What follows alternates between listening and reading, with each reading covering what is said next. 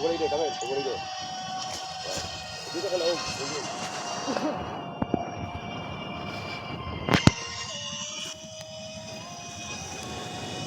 Yan mga kabayan, na naririnig ninyong sound, ayan ay yung dala nilang speaker. Yan lang talaga ang libangan nila dito sa isla. Ilan bahay lang sila dito na nakatira. At tatlong bahay lang, pantatlo sila. Tapos sa baryo na yung iba. At ito nga palang bata na ito ay yung bunso nila na palaki.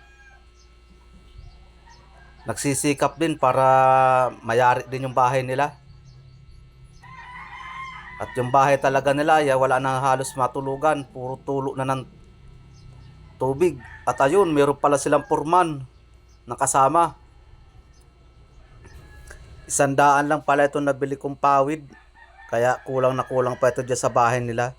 Bali dyan sa ngayon sa kabahayan ay hindi pa aabot. Mga 200 na pawid ang kailangan dyan bago yan mayari. Sabi nila yung palibot daw ay ang ididingding na lang nila pawid. Ibig sabihin, kulang na kulang talaga. Aabuti ng 300 na pawid bago mabalot yung bahay nila. May nag-donate naman na sa akin ng 500, dagdagan na lang yun para maibili ng pawid. Tapos yung simento, may nag-donate din. Aantayin ko yun kung kailan may bibigay. Para isang lakad na lang.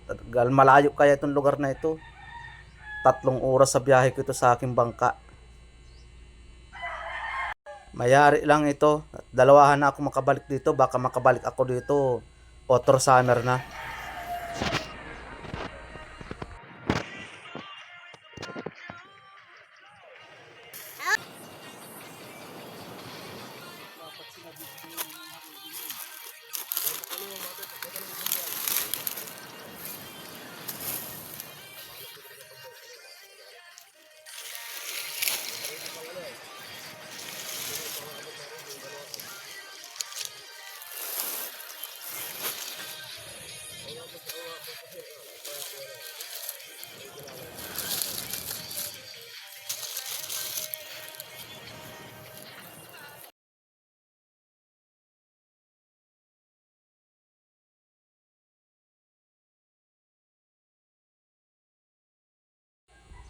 Yan, nakakailang balik na itong bata na ito. Kahit hirap, talagang pinipilit niya, madala niya yung pawid.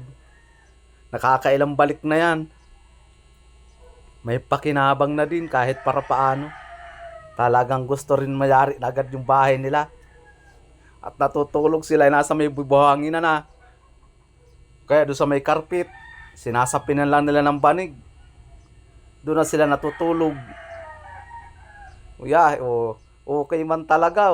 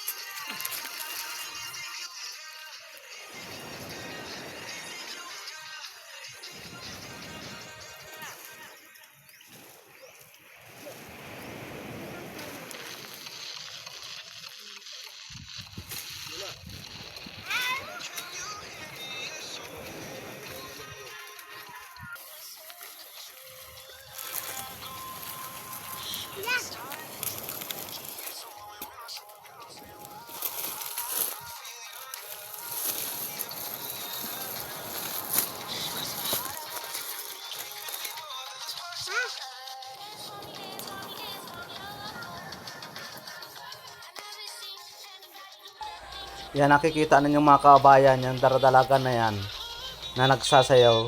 Masaya yan dahil malapit nang mayari yung kanyang bahay.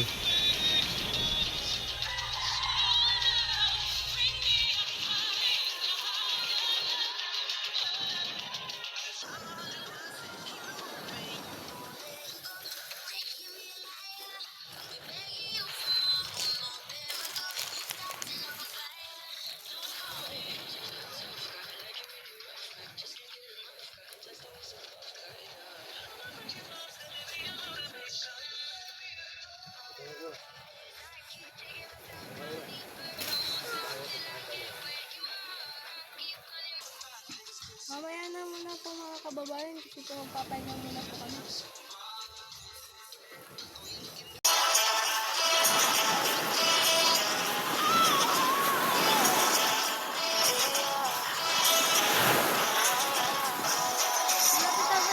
Malapit-lapit na tayo po mga kababayan sa bahay namin po sira na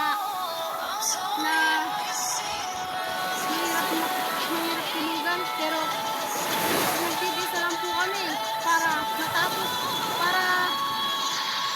maging maganda naman po yung bahay namin. Hindi pa po, malayo pa po yun. Tapos dito po kami mauwi na kami dito. Dito po pagod po maglakad. Pero kakayanin namin pong lumakad kahit ano pa pong layo.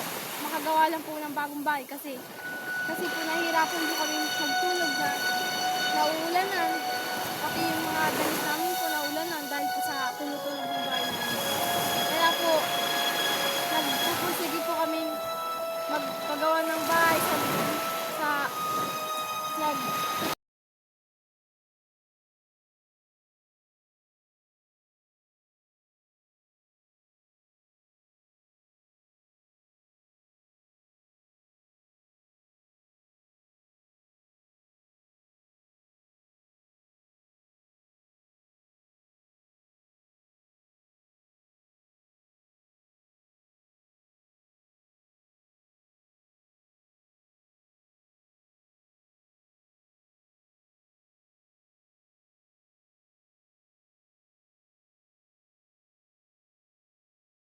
At ito na mga kabayan, yung pagbalik nila.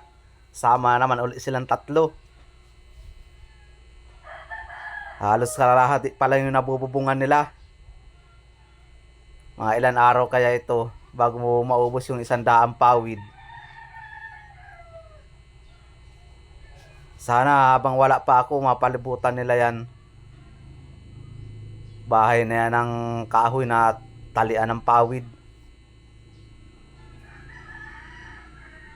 Kaunting sikap lang, matatapos din yan. Mahirap talaga pag ilan lang ang natulong. Lalo na pag nag-iisa ka lang nagtatali. Matagal maubos o matapos. Katulad niyan, isa lang ang nagtatali tapos yung isa taga-abot. Matagal talaga, awang kung kayanin nito maghapon. Kaya ito po ang donate kay Kuya Domingo Tebes. Dito mga kababayan, may nag-donate sa akin 500.